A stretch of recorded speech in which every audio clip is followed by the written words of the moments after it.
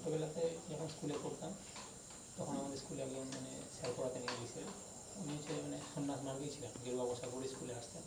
আচ্ছা আচ্ছা। তো উনি ইংলিশেতেই বর্ধমান ইউনিভার্সিটি থেকেই পিএইচডি করেছিলেন। ও কোন সময় এটা, মানে স্কুলটা কোথায় ছিল, ওই গ্রামেতেই? হ্যাঁ, আচ্ছা লেগোতেই। আচ্ছা আচ্ছা। ওই টাইমটা 2012, 13, 14 এর আশপাশে বেশ। তো আমার মাধ্যমিক দিয়ে 14 সালে।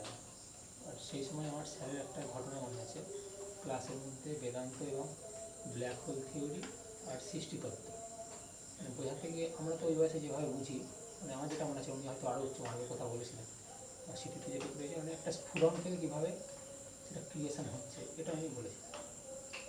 তখন মনে একটা ছাপ পড়েনি আমার মধ্যে। তারপর আস্তে আস্তে কীভাবে কী হলো এরকম হতে আমি 11-12 আসলাম। এরকমভাবে অনেক সাবজেক্ট পড়ছিলাম, তার মধ্যে আমার দাদা আমাকে মানে ফিলোজফি সাবজেক্টটা দিয়ে দেয়, মানে একটা চয়েস ছিল না মানে। ও মাস্টার ডিগ্রি কিসে হয়েছে যেন? ফিলোজফি। ফিলোসফিতে হয়েছে, বেশ।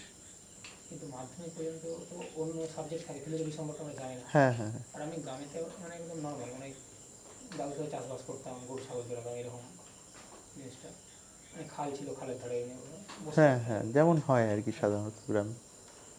মানে যেটা হয়ে যায় সেটা হচ্ছে মানে অপ্রত্যাশিত এরকম, মানে আমি আসিনি, আনা হয়েছে এরকম জিনিসটা, মানে আমার ক্ষেত্রে এটা মনে হয়।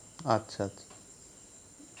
তো সেভাবে ওই 11-12 আসি, তখন একটা দাদা বলে ফিলোজফি এডুকেশন এই সাবজেক্টগুলো নিলে ভালো নাম্বার হবে, সেই সাবজেক্ট হিসেবে নেওয়া হয় ফিলোজফি। আর অন্য সাবজেক্ট পড়ি কিন্তু ওই ফিলোজফি পড়তে পড়তে না মানে ফিলোজফির যে মানে অনেক বিষয়ের মধ্যে যে সার জিনিস সেটা আমাকে অনেক বেশি ইন্টারেস্ট। যেমন ফিলোজফি, ওয়েস্টার্ন ফিলোজফি অনেক কিছু বিষয় আছে, দ্রব্য তত্ত্ব মানে মেটাফিজিক্যাল বা আদিবিদ্যার বিষয়গুলো আমাকে বেশি মানে মনে হতো এগুলোই মানে ট্রুথ। তারপরেও ফিলোজফি আমাকে মানে পড়তে দেওয়া হয়নি, মানে বাড়িতে বারণ করেছিল যে ইংলিশ নিয়ে পড়লে মানে ক্যারিয়ার সুযোগ আরও ভালো হবে। কিন্তু দিয়ে আমি বাড়ি থেকে রাগ করে রাতের বেলা ওই বয়সে মানে বেরিয়ে চলে যাই, গিয়ে আমি দীঘার ওখানে গিয়ে মানে ওখানে একটা হোটেল আছে, হোটেলে কাজ হিসাবে আমি যুক্ত হয়েছিলাম। তাই নাকি? হ্যাঁ। আচ্ছা। মানে মানে ফ্রি হতে চাই, মানে আমি ঘুরতে যাই এরকম একটা মানে স্পিরিট কাজ করছে। দিয়ে ওখান থেকে গিয়ে মনে হচ্ছে না আমি ভুল করেছি, আমার পড়াশোনাটা ছাড়াটা উচিত হয়নি। আচ্ছা আচ্ছা। বাড়ির প্রতি একটা টান এই জন্য হ্যাঁ হ্যাঁ। কাজ এবার ফিরে আসি, আসার পরে আমি নিজেই খোঁজ নিয়ে তারপরে আমি আবার ফিলোজফিতে ভর্তি হই একটা কলেজেতে, রামমোহন কলেজ। ওখানে গিয়ে আবার মানে রামমোহন রায়ের যে বঙ্গতত্ত্ব এগুলো মানে একটু একটু বুঝছিলাম, এরকম এরকম করে ফিলোজফিটা পড়তে থাকি। আর সেই সময় মানে গীতার একটা পাঠ আমাদের কলেজে ছিল কর্মযোগ,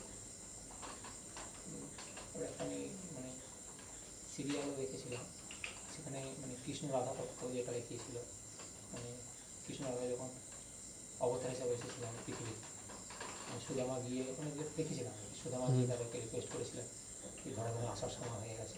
তো সেখানে মানে সুদামার মধ্যে একটা অহংকার চলে এসেছিল, মানে বৈষ্ণব অহংকার এরকম, মানে রাধা দত্ত উনি না দেখে তিনি কৃষ্ণ দত্তই দেখছিলেন। তো সেটা একটা লীলা করে মানে ভাঙিয়ে দেয়।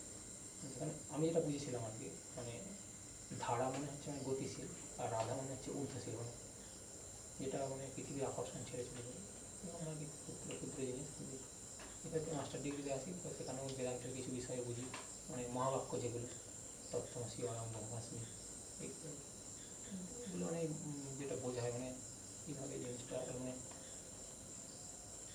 Something else beyond the physical world, এরকম মানে মানে অনির্বচনীয় যে জিনিস সেটা আমাকে আরও মানে সব কিছু ব্যাখ্যা হচ্ছে কিন্তু ব্যাখ্যার অতীত কিছু আছে এবং সেটা বলে দিচ্ছে কোট করে, যেটা অনির্বচনীয়।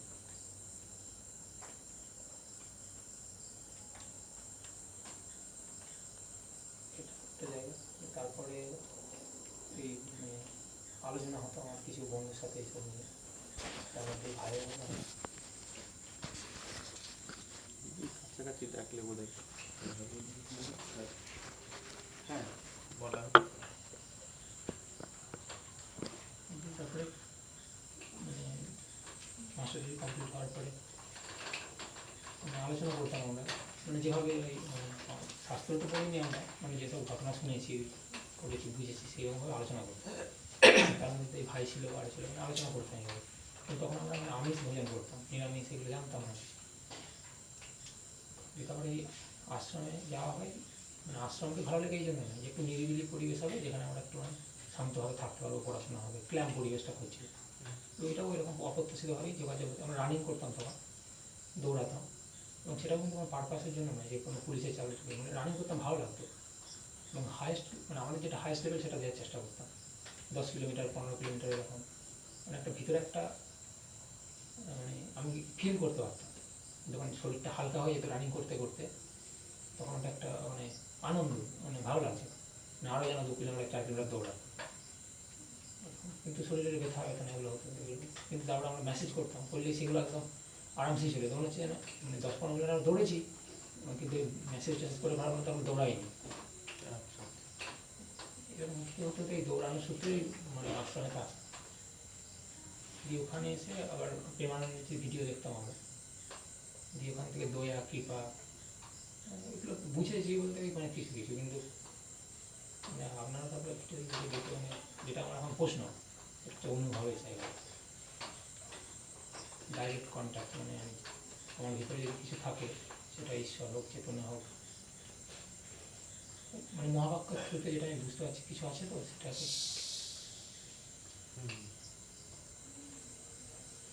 না আমি যদি সেই হই, তাহলে সেইকে তো আমি যদি বলি আমি জানি না, আমার যেটা মনে হয় মানে এটা অপরকে বোঝানোর জন্য বা অহংকার দেখানোর জন্য বলা হচ্ছে আমি জানি, কিন্তু আসলে সত্য তো আমি তাকে জানি।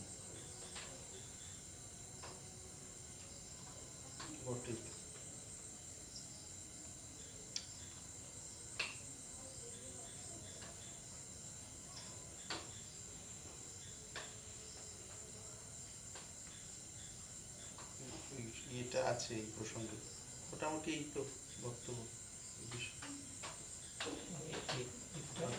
হ্যাঁ, আর আমি কি আর সত্যি বলতে পারি কি না? হ্যাঁ অবশ্যই। আমি মানে যেটা পড়েছিলাম আর কি, বেদান্ত সর্বম খলিলম বন্ধ, মানে তিনি সর্বত্র বিরাজমান। আর মানে কৃষ্ণই হচ্ছে তিনি, মানে তিনি সর্ব জায়গায় বিরাজ করে রয়েছেন, মানে সর্ব জায়গায়। মানে আমি যেটাকে ঘৃণা করছি তার মধ্যেও তিনি রয়েছেন, আমি যেটাকে ভালোবাসি তার মধ্যেও রয়েছে। কিন্তু যখন আমি ভালোবাসছি তখন আমার কিন্তু ভালো লাগছে, ঘৃণা করছি তখন আমার ভালো লাগছে, কিন্তু এই ভালোবাসার যে শুদ্ধ ভাব, সেটা হচ্ছে মানে রাধা তত্ত্ব। তো এরকম মানে সেটা আমার মধ্যে আসছিল, ভাবছিলাম। আর ওটা যখন ভাবছি, মানে যখন আমার ডিপভাবে আমি ভাবছি, সবসময় হচ্ছে না, মাঝে মাঝে তখন মানে রোদন হচ্ছে বাচ্চাদের মতো। কিন্তু এই রোদনের সাংসারিকের মতো নয়, যে রোদনের পর আমার ভালো লাগছে, আবার মানে তুমি যেন হালকা হয়ে গেছি, কিন্তু এটা তো আবার কন্টিনিউ হচ্ছে না।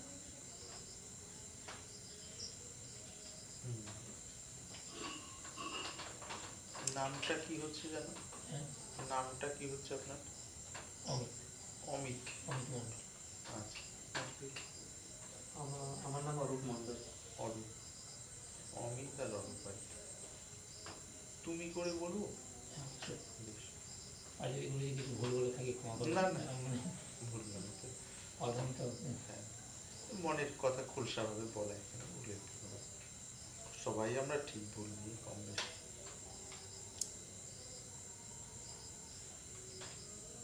এই ক্ষেত্রে দেখো অমিত, দাঁড়া এটাকে নিয়ে তাহলে একটু আওয়াজটা ভালো হবে কাছাকাছি। এই যে ফিলোসফি থেকে ফিলোসফি পড়া বা তার আগের যে বিষয়গুলো, ওই রাস্তা দিয়ে যদি যাই, আমাদের দেশে ফিলোসফি মাস্টার ডিগ্রিতে যে লেভেলে পড়ানো হয় বা যারা পড়ান, সাধারণত বর্তমান সময় বলছি, গত 30-40 বছরের মধ্যেকার হিসেব যদি ধরি, বেশিরভাগ ক্ষেত্রে থিওরি ছাড়া আর কিছু নয়। হ্যাঁ, গড় যেটা বলছি, ব্যক্তিগত জীবনে কেউ যদি বিশেষ অনুশীলন করেন তার কথা বাদ দিয়ে দেয়। তো এগুলো করতে করতে কি ওই যাদের ভেতরে সংস্কার থাকে, মানে এই দিককার আর কি, তাদের ওই খোঁজটা আরও বেড়ে যায়, এইটা লাভ হয় আর কি। এই কথার মধ্যে আসলো না, এমন কিছু আছে যেটা সমস্ত কিছুর পারে, যেটা কথা আসলো অতীতে আর কি, বিয়ন্ড। আর মহাবাক্যের যে সার, সব কিছুই সেই ব্রহ্ম, বা রাজা রামমোহন রায়ের যে ওই সময়কার যে সমাজের যে বিষয়গুলো আর কি, সবের সার কথা একদম ছোট্টভাবে বলতে গেলে যত রকম বোঝা মানুষের বুদ্ধিতে সম্ভব এখানে আন্ডারস্ট্যান্ডিং আর কি, ছোটোবেলা থেকে নিয়ে হাজার রকম পড়ে ভেতরে বুঝে ঘটনা পরিস্থিতির মধ্যে দিয়ে পাস করে শেষের সমস্ত বিষয়গুলো একটা ইনফরমেশন কালেক্ট করাই হয় আসলে আর কি। ইনফরমেশনের বিভিন্ন স্তর বা ডিগ্রি বলা যেতে পারে, কিন্তু আসলে ইনফরমেশন, তথ্য আর কি সংগ্রহ করা হলো আর কি। এবার যথার্থ উপলব্ধির বিষয়টা যখন হবে বা যদি শুরু হয় সেই মনের মধ্যেই আর কি, তখন আস্তে আস্তে ওই যে রোদনের পর যেমন ভারমুক্ত অবস্থা যেটা অনুভব হয়, সেই ভারমুক্ত অবস্থাটা তখন বেস হয়ে যাবে আর কি, মানে পার্মানেন্ট বেস আর কি, ভেতরের আধার বা অবলম্বনটাই ওটা থাকবে আর কি। তার মধ্যে বহু রকম বৈচিত্র্য হবে। দুদিকের বিষয় নিয়ে বলা যায়। জ্ঞানের স্তরের হাইয়েস্ট যদি স্থিতি বলি, জ্ঞানের দৃষ্টিতে, জ্ঞান মানে উপলব্ধির হিসাবে, বই পড়া এগুলো না,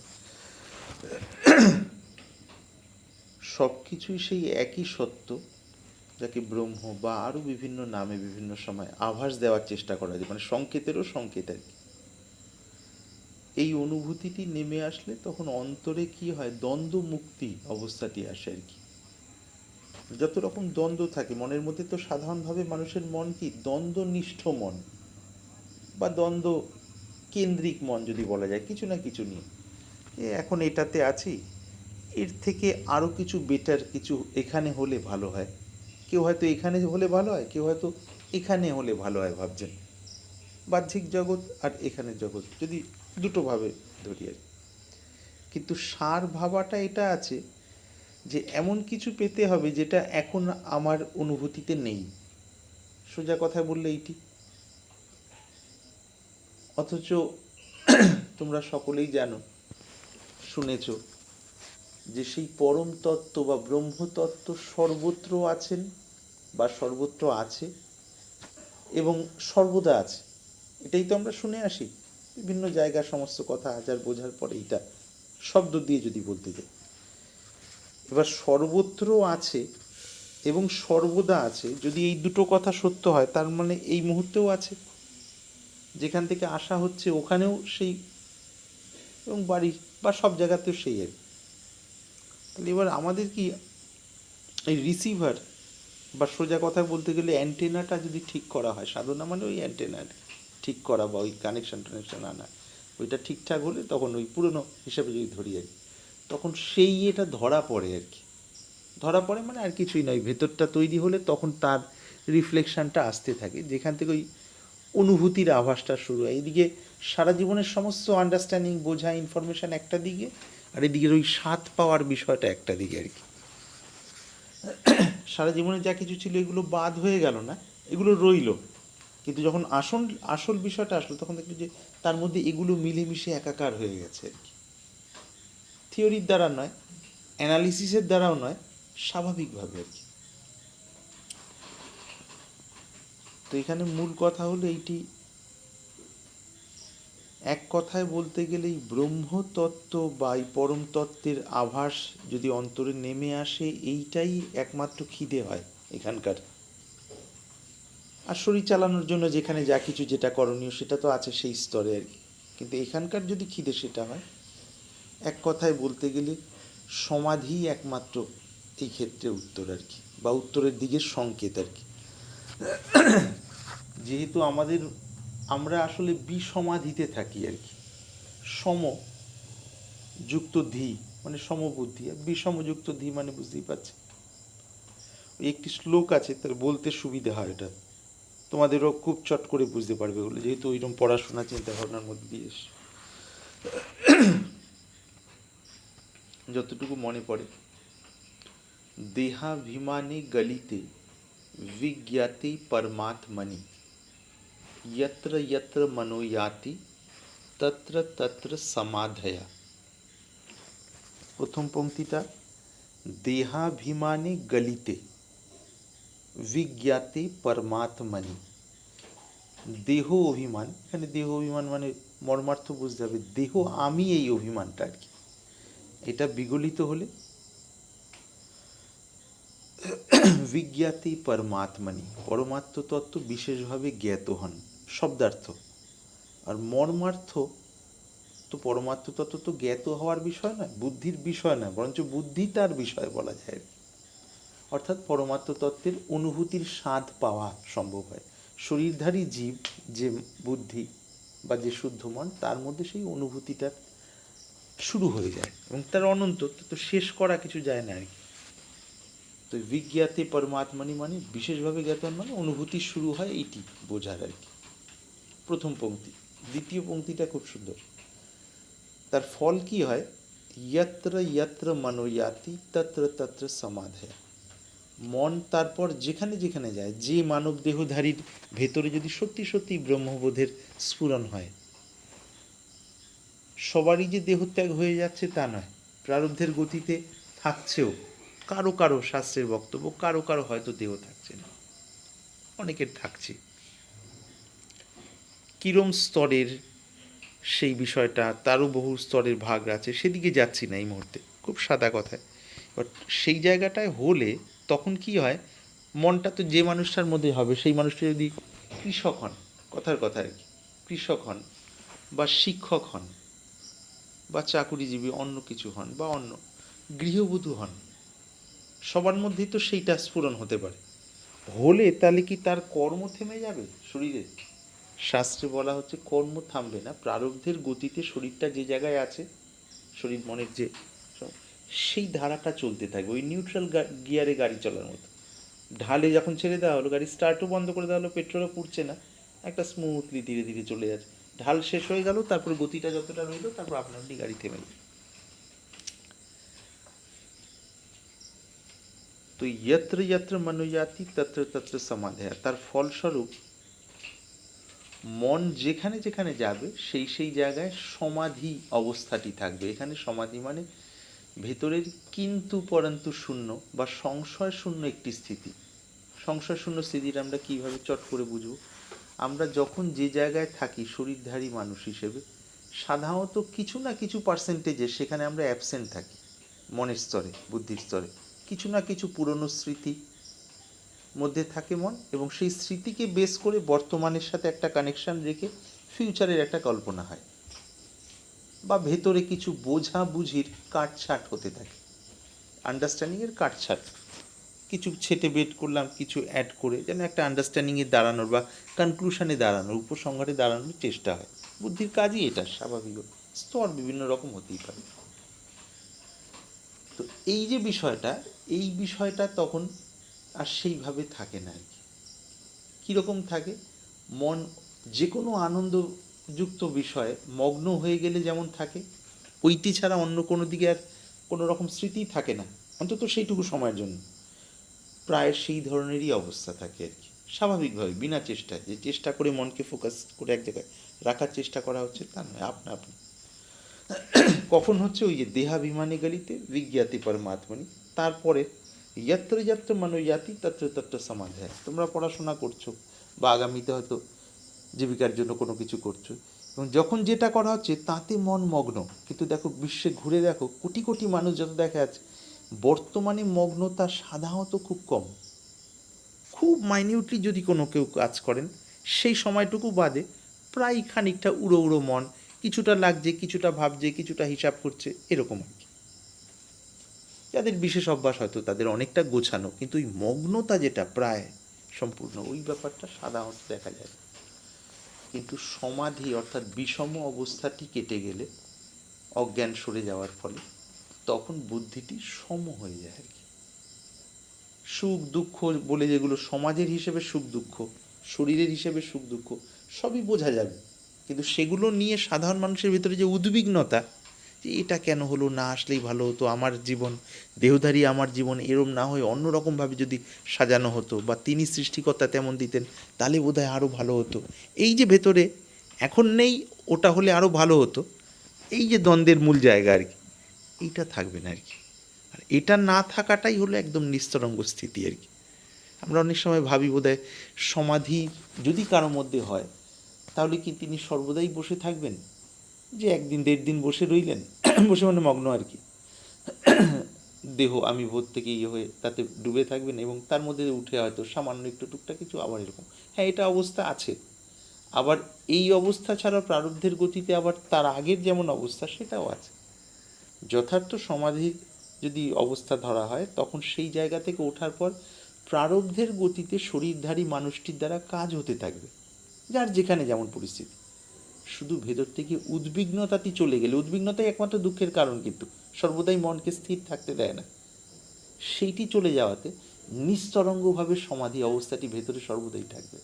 তখন আর সমাধি শরীরের কোনো পশ্চার নয়, বা 4-6 ঘন্টা বা 1 দিন বা 1.5 দিন বসে থাকাটাই একটা বিশেষ অবস্থা, সেখান থেকে চলে আসলে আবার সেটা কেটে গেল, বা একটু হলেও বাহ্যিক যে জ্ঞান ফিরে আসলো তাতে খানিকটা কমতি হলো আনন্দের, এই ডিভিশনটাও চলে যায়। অরিজিনাল যদি ঘটে যে কোনো পথে, যেখানকারই মানুষ হন, রিয়েল হন এবং ভেতরে ওই স্তর পর্যন্ত অ্যাটেনমেন্ট হয়, তখন এটা হবে আর কি। তার মধ্যে সুখ্যাতি সুখ কিছু ব্যাপার আছে, মোটামুটি বলতে গেলে সরলভাবে এই আর কি। তাহলে সার কথা কি, ওই যে মহাবাক্যের যে লক্ষ্যার্থ আর কি, লক্ষ্যার্থ বলে শব্দার্থ এবং লক্ষ্যার্থ, তো ওই লক্ষ্যার্থ সেই বা মর্মার্থ সেখানে প্রতিষ্ঠিত হতে গেলে ওই একবার কর্তাভাবের বাইরে গিয়ে ওই মূল জায়গায় ডোবার ব্যাপারটার প্রয়োজনীয়তা আছে। যদি আমরা কৃপার শব্দ ধরে বলি, তার ইচ্ছায় বা তার কৃপায় ভক্তির দিক থেকে সব কিছু সম্ভব। আর তার আগে পর্যন্ত এই যে কথাগুলো বললাম, এগুলো একদম সাধারণ মানবীয় স্তরে যদি আমরা সাধন পথে লাগি, অকপটে চলার চেষ্টা করি, হাজারো ওঠাপড়া থাকবে, আবার চলা থাকবে, সাধন পথে চলতে চলতে সিদ্ধি লাভের বিষয়টিও থাকবে, অর্থাৎ সিদ্ধি লাভ মানে সফল হওয়া আর কি। সেই ক্ষেত্রে সিদ্ধি তো বিভিন্ন ক্ষেত্রে, ছোট ছোট মন্ত্র সিদ্ধি, ছোট ছোট জাগতিক কামনা বাসনার জন্য মন্ত্র সিদ্ধির বিষয়, সেটা সেই বিষয় সেই মানুষটির জন্য সিদ্ধি লাভ, তার ওইটাই লক্ষ্য ছিল। কারো যদি ওই ব্রহ্মতত্ত্বে বুদ্ধির স্থিতি বা প্রতিষ্ঠিত হই বা পড়ার শান্তি লাভ হই, তার জন্য সেইটি সিদ্ধি। যে গীতায় কর্মযোগ যেটি পড়ানো হতো, বলা হলো ওখানে, তো কর্মযোগের মূল অর্থই হলো, মানে উদ্দেশ্য হলো সেই নিষ্কাম স্থিতিতে স্থিত হওয়া আর কি। এদিকে যদি কর্মফল সত্যি সত্যি সমর্পণ হতে থাকে, তখন ধীরে ধীরে যা কিছু এখানে আছে আবিলতা, সেগুলো ধুয়ে মুছে পরিষ্কার হয়ে গেল। আর তত্ত্ব বিষয় গুরুমুখে ওই মানে ব্রহ্মবাক্যের বিষয়গুলো বা যিনি যেমনভাবে আর কি, আসল তো ওগুলো তো লিঙ্ক করিয়ে দেওয়া, যার মনের ফোকাসটা যে স্তরে গেছে, আমরা যেটা খোঁজ করছি বা যে খোঁজ করছে, সে তো একটা ফোকাস বলা যায়, এমন একটা বুদ্ধির আলো যে খুঁজে বেড়াচ্ছে যে ঠিক এইরকম এরকম না হলে আমি তৃপ্তি পাচ্ছি না, সেটা কিভাবে লাভ হবে। এবার ওই ফোকাসটার সামনে যেমন যেমন রাস্তা খুলে দেওয়া হবে, সে তো তেমন তরতর করে সেদিক থেকে এগোতে থাকবে। সে যখন এই মহাফোকাস বা মহাপ্রকাশ যদি বলি আলো, তার সন্ধান পেল, তখন এই লিমিটেড ওটা ওর মধ্যে মিলিয়ে গেল আর কি। বেদান্তের বিষয় যেহেতু তোমাদের ওইগুলো ব্যাকগ্রাউন্ড তোমার বিশেষ করে, সেই হিসাবে বেদান্তে একটি উল্লেখযোগ্য গ্রন্থ আছে, হয়তো জানা থাকতে পারে বা পড়েছো কিনা জানি না। বেদান্তে প্রস্থানত্রয়ী 3টে হলো মূল বিষয় আর কি। সন্ন্যাসীদের এই হরিদ্বার থেকে নিয়ে গোমুখ পর্যন্ত যত মানে দর্শনামী সম্প্রদায় যদি সাধন ধরি, 3টে বিষয়কে অবলম্বন করে তারা চলেন। প্রস্থানত্রয়ী, প্রথম গীতা, দ্বিতীয় উপনিষদ, দ্বিতীয় ব্রহ্মসূত্র, এটা আর কি। ধাপে ধাপে ধাপে গুরুমুখে শ্রবণ এবং মনন। হ্যাঁ হ্যাঁ, এগুলো মানে শ্রুতির ধরতে হবে, গীতা, উপনিষদ এবং ব্রহ্মসূত্র শ্রুতি আর কি। এর সার কথাটা বলি, সার কথাটা হলো আর কিছুই না, মানুষের একদম সাধারণভাবে এই বিষয়ে যখন আগ্রহ জাগে, তার ধারণাটাকে তো ধীরে ধীরে ধীরে ধীরে ধীরে ধীরে স্থূল থেকে সূক্ষ্ম জায়গায় নিয়ে যাওয়া হয়, সেই জন্য এগুলো ধাপ আর কি। এবার গীতার সাধারণভাবে পড়াশোনা একরকম, বোঝা একরকম, যখনই কোনো পণ্ডিতের কাছে শুনছি, পণ্ডিত মানে যথার্থ পণ্ডিত আর কি, কেবল লোক দেখানো অল্প স্বল্প আর কাঠিকটা গোজামিল দিয়ে সেটা নয়, যথার্থ পণ্ডিত, তার ব্যাখ্যা একরকম হবে। এবার তারপরে কারো যদি উপলব্ধির স্তরে যদি হৃদয়ের মধ্যে সেইটি ঘটে থাকে, তাহলে তার ব্যাখ্যা, পণ্ডিতের ব্যাখ্যা যেখানে গিয়ে থেমে যাবে, তারপরের আভাস সেখান থেকে পাওয়া যাবে, তিনি যেখানকারই মানুষ হন, ভাষা যাই হোক। হ্যাঁ, এবার এখানে দুটো দিক রয়েছে আর কি। ভাব রসের যখনই বিষয়টা বলার দিকে যাওয়া হয় তখন মূলত ভক্তি প্রেম ওই দিককার বিষয় চলে আসছে আর কি, সোজাসুজিভাবে বলতে গেলে।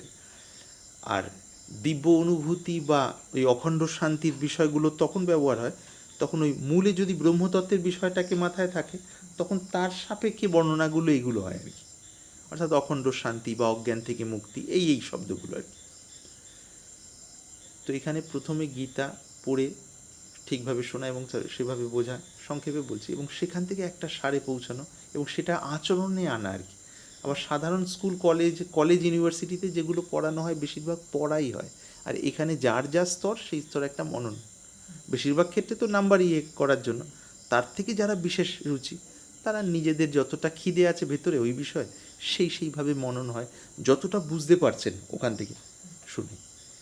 এবার গুরুকুলে যখন ব্যাপারগুলো হয়, গুরুকুল মানে ওই প্রাচীন ধারা অনুযায়ী যেটা অরিজিনালি গুরুকুল, সেখানে এত বেশি শাস্ত্রের বিষয়গুলো সেইভাবে প্রথম দিকে হয় না।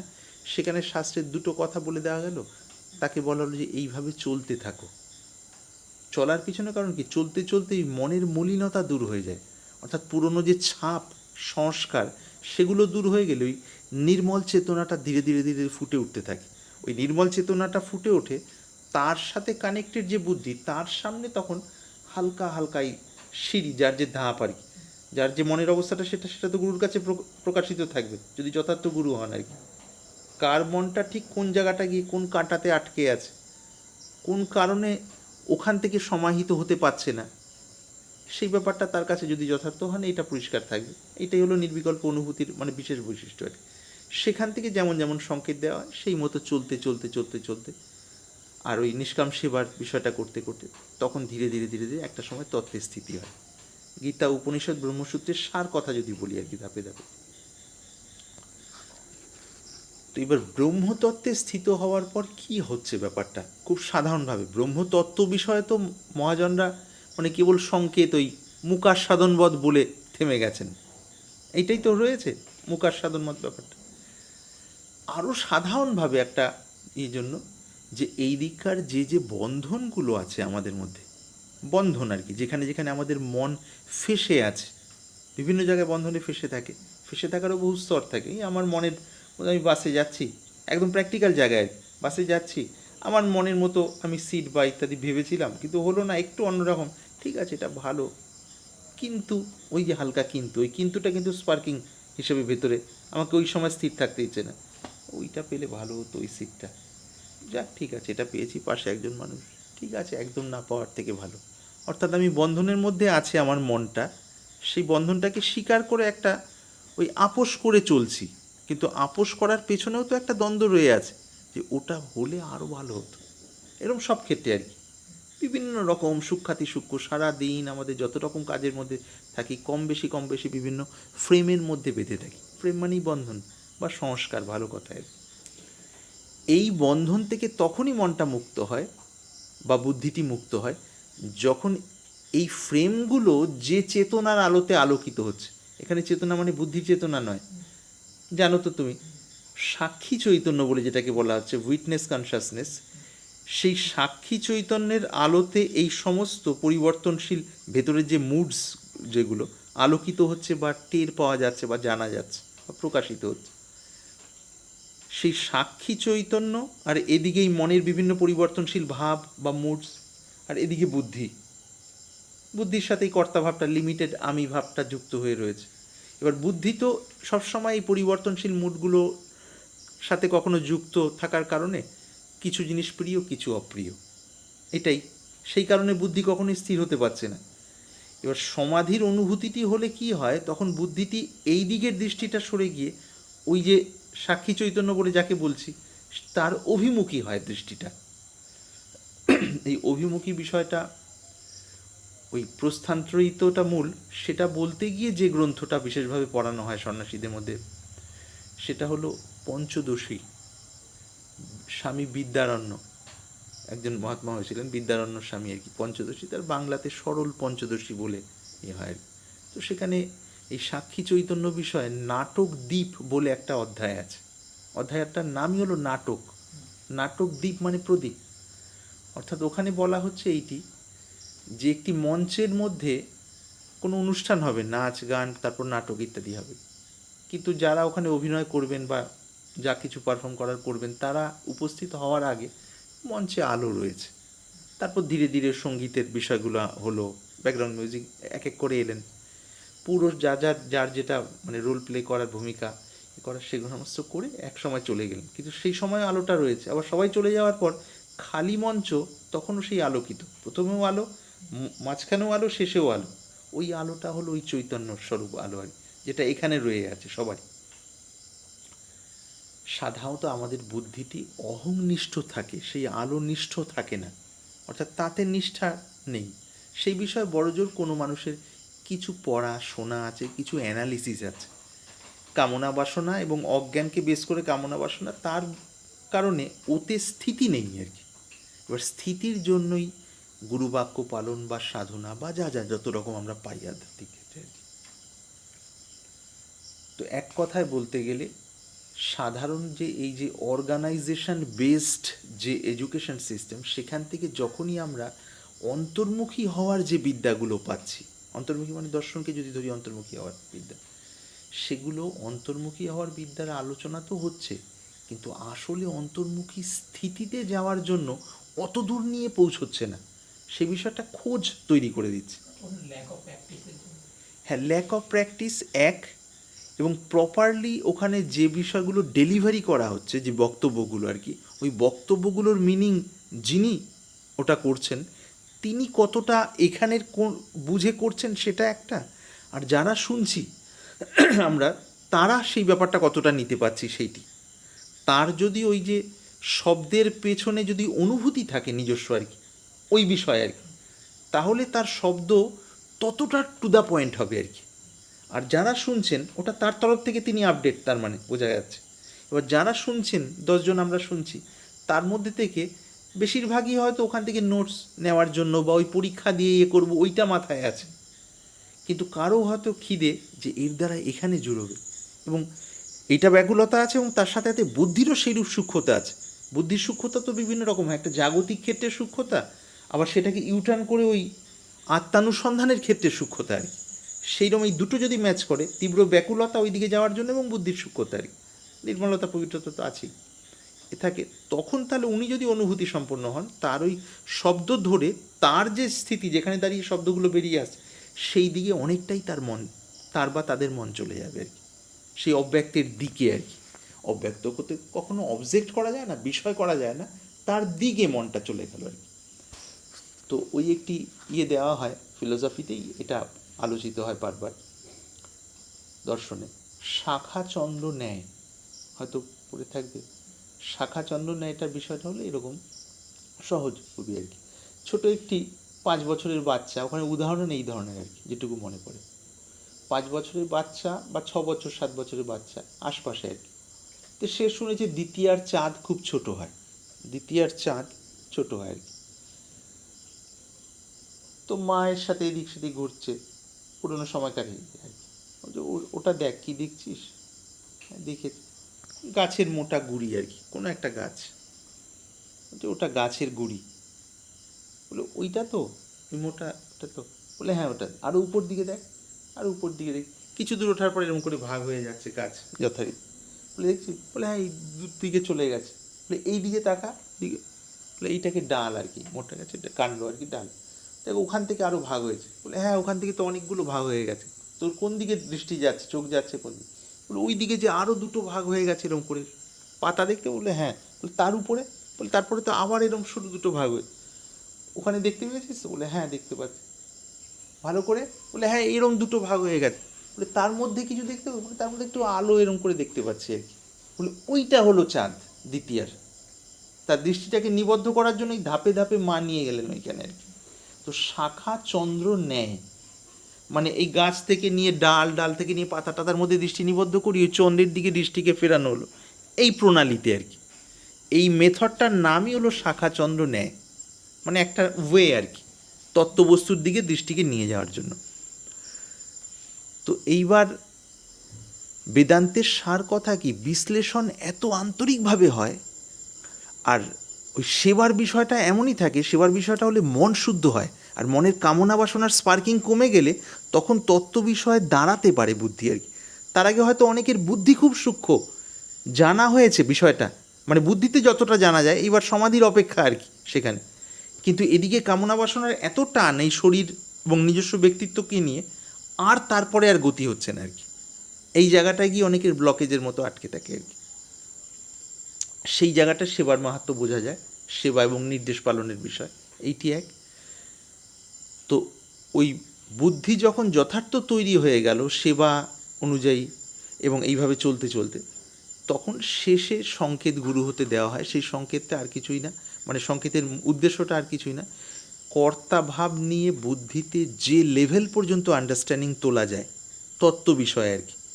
অবশ্যই সেটা থিওরি তখন পর্যন্ত, মানে বেদান্তে দুটো প্রত্যক্ষ পরোক্ষ শব্দটা ব্যবহার না করে, মানে অপরোক্ষ আর পরোক্ষ এই শব্দটা ব্যবহার হয় আর কি সাধারণত। অপরোক্ষ মানে আমরা আপাতত ধরতে পারি প্রত্যক্ষ আর কি, মানে যথার্থ যে উপলব্ধি, সেই উপলব্ধির আগে পর্যন্ত গিয়ে যখন বুদ্ধিটা তৈরি হলো, গুরু বুঝলেন যে যথার্থ তৈরি হয়েছেন, আর এদিকের স্থূল কামনা বাসনার ভারও নেই, তখন সংকেত দিলে সেই সংকেতকে অবলম্বন করে যার যেমন অবস্থা সেই জায়গা থেকে আস্তে করে কর্তাভাবের ওই বলা হচ্ছিল না, there is something else beyond the all of this, সমস্ত কিছুর পারে হয়তো কিছু একটা আছে, বা আছে, মেবি অর আছে, তো ওই কিছু একটা আছে। হ্যাঁ নিশ্চিত হয় যে আছেই, হ্যাঁ আছেই, ওই নিশ্চিত হলো সেটা নিজের বুদ্ধি দ্বারা হলো, এবং সেটা বুঝতে পারবো যখনই ওই বিকারের ধাক্কা যেগুলো আসতে থাকবে, যেগুলো বুদ্ধি মন এবং সেন্সকে কেন্দ্র করে, তখন দেখবো যে ওই নিশ্চিত হওয়ার জ্ঞানটা সেই সময় টলে যাচ্ছে আর কি, প্রবল ধাক্কায় আর কি। আর সেটা যখন ওই যথার্থ ঋতম ভরা প্রজ্ঞায় পরিণত হবে, অর্থাৎ সত্য আশ্রিত বুদ্ধি আর কি, উপলব্ধি আর কি, তখন দেখা যাবে যে ওই বিকারের ধাক্কায় যে জায়গায় আগে টলে যাচ্ছিল এখন টলার বিষয়টা নেই, এমনকি কন্ট্রোল করে থাকারও দরকার নেই। যে কারণে মনের সমতা ভঙ্গ ছিল, সমতা ভঙ্গই হচ্ছে না আর কি, শুধু শুষ্ক থিওরি হিসেবে নয়, আনন্দযুক্ত অনুভবের কারণে আর কি।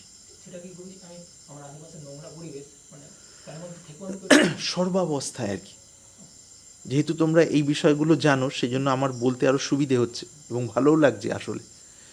সর্ব অবস্থায় আর কি, সর্ব অবস্থায় আর কি, ওই যে এই শব্দগুলো জানো তোমরা, পরমহংস অবস্থা বলে বলা হয়, অবধূত স্থিতি বা অবস্থা, এগুলো পরম্পরা বিশেষে আর কি প্রায় সমার্থক আর কি।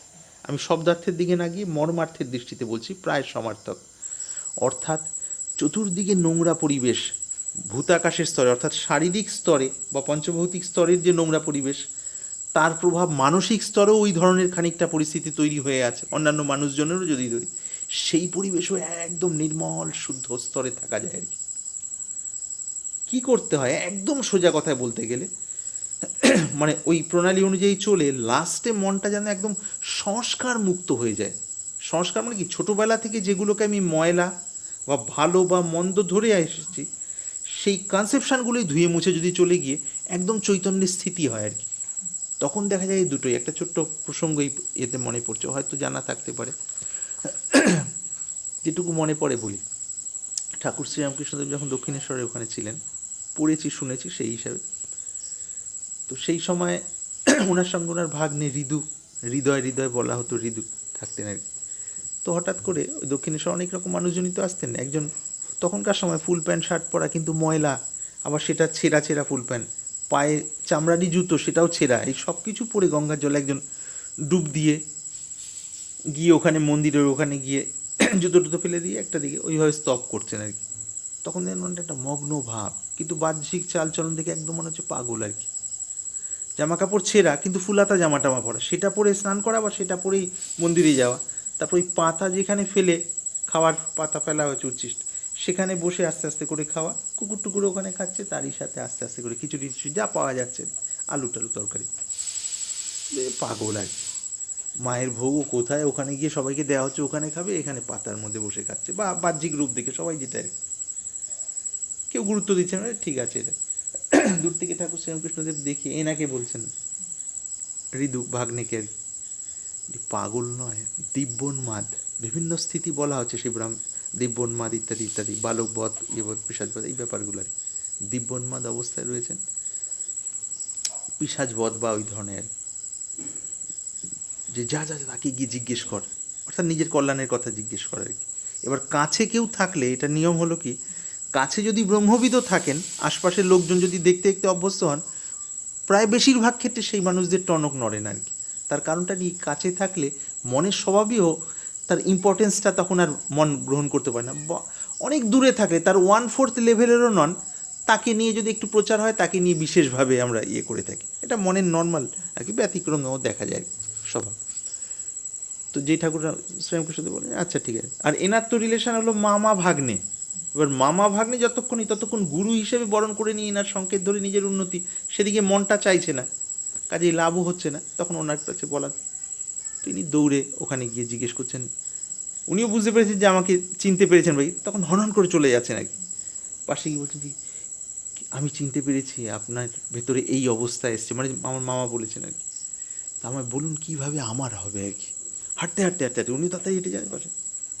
তখন একদিকে মা গঙ্গা, আর একদিকে ওই মন্দির থেকে বেরোনোর যে জল টলগুলো আর কি, নর্দমার খানিকটা ওই টাইপের, খুব সম্ভব নর্দমার ওই জায়গা থেকে আর কি। তো যেদিন গঙ্গা জল আর নর্দমা জলে এক বোধ হবে, সেই দিনই পূর্ণ জ্ঞান হবে আর কি।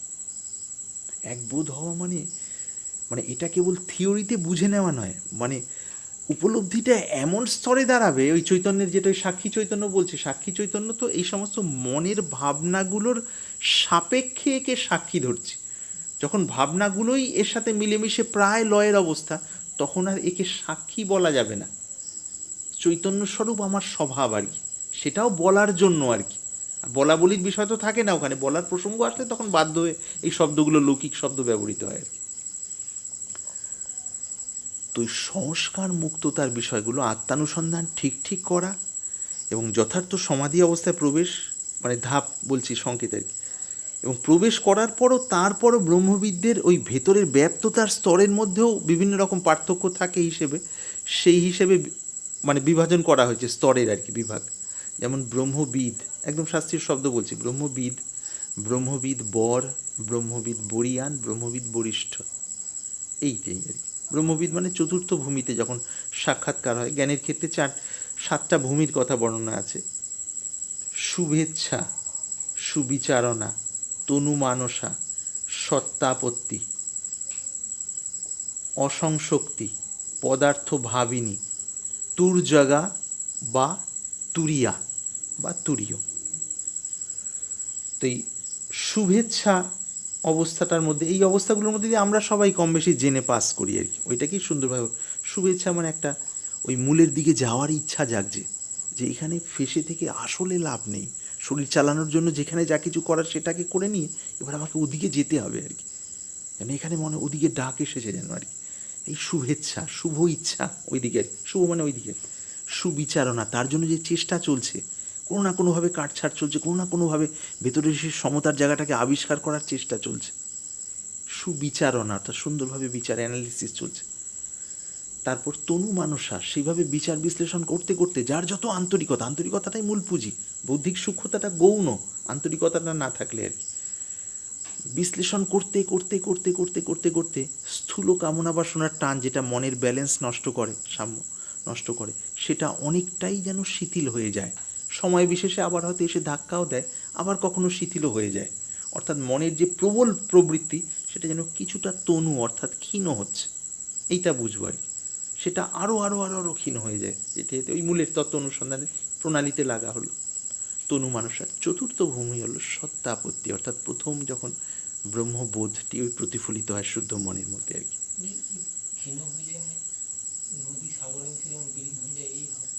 আসলেই তাই আর কি, মানে ক্ষীণ হয়ে প্রিপারেশানটা, প্রস্তুতিটা এই স্তরে পৌঁছবে, তখন একদম মন অতীতের স্মৃতি, ভবিষ্যতের কল্পনা থেকে মানে প্রায় মুক্তই আর কি। নদী যখন সাগরে মিশছে, নদীর যে ভয়টা কাজ করে যে আমি মিশে গেলে হারিয়ে যাবো।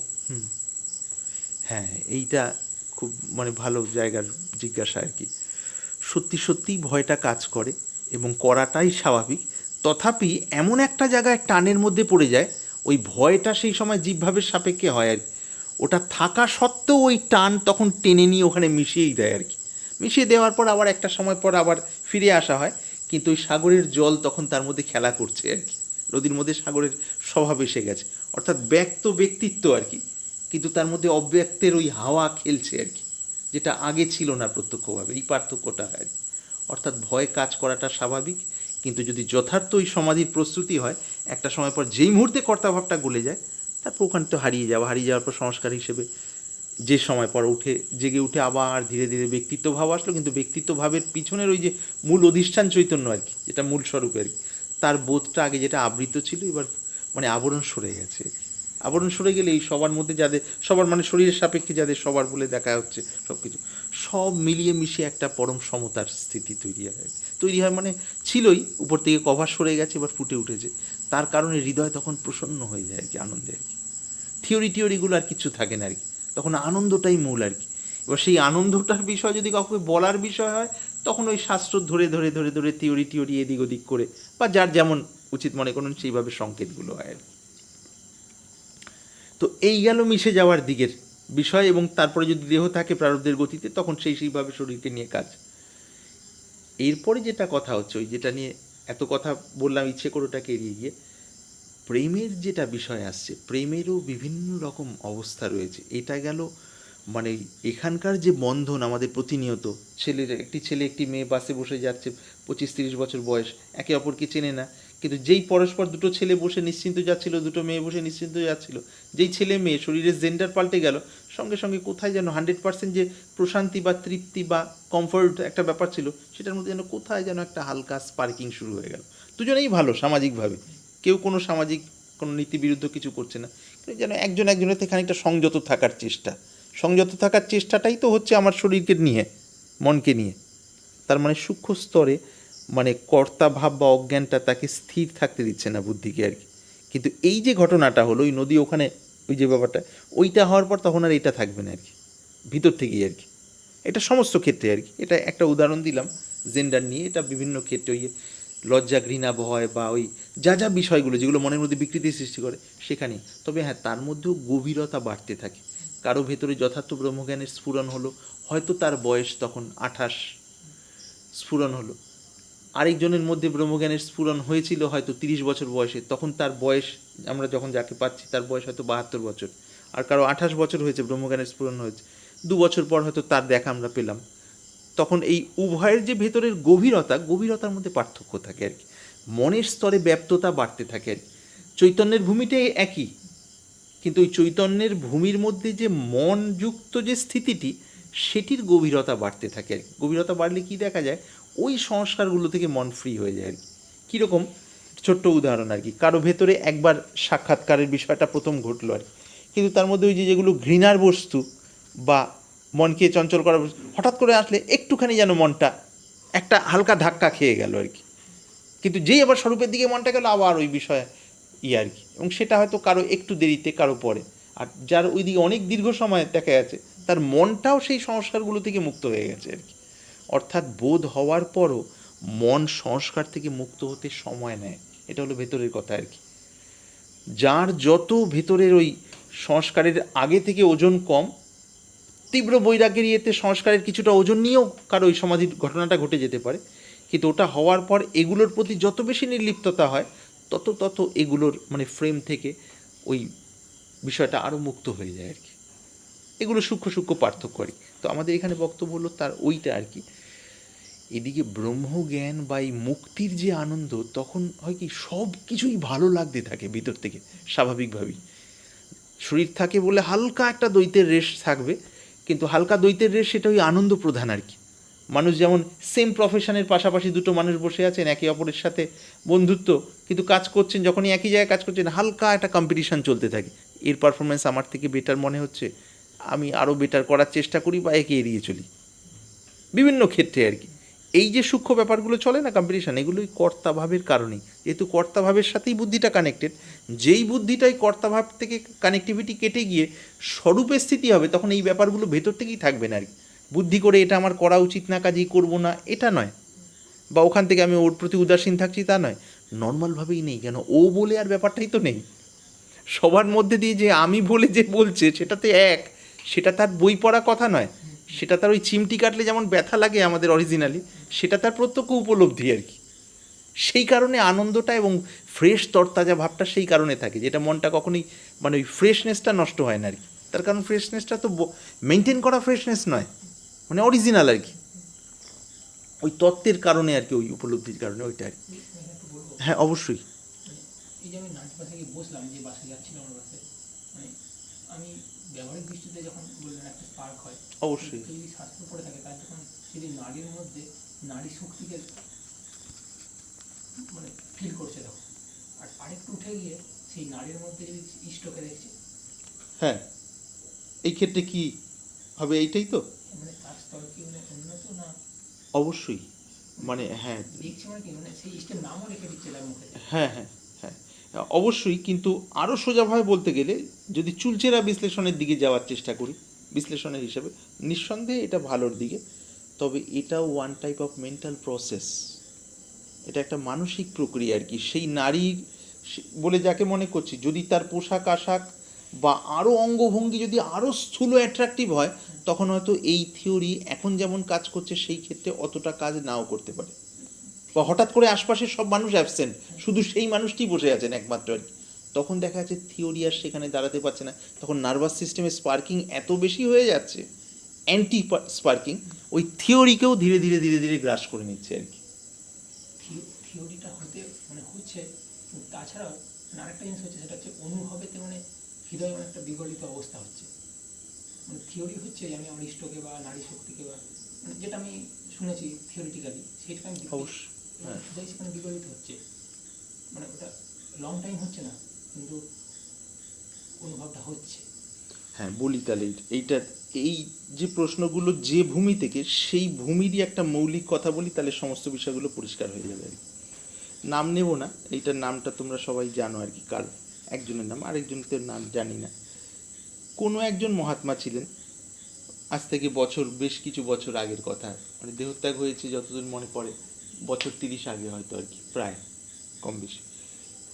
তো তার কাছে বিতর্কিত আর কি, তিনি বিভিন্ন কারণে আর কি, তার কাছে আরেকজন মানে ওই সময় সাধু মহাত্মা বলে পরিচিত আর কি, যার বৈশিষ্ট্য ছিল যে এই যে তিনি সর্বদাই সর্বত্র ভগবানের দর্শন করেন, এইটি তার বিষয়ে বলা হয় আর কি।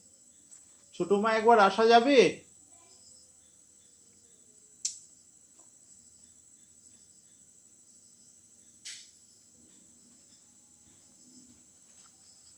এই রংটা পাল্টে গেছে, কিছু অসুবিধা হলো কি, না শেষের দিকে সেরকম কিছু সিগন্যাল দিচ্ছে? ঠিক আছে।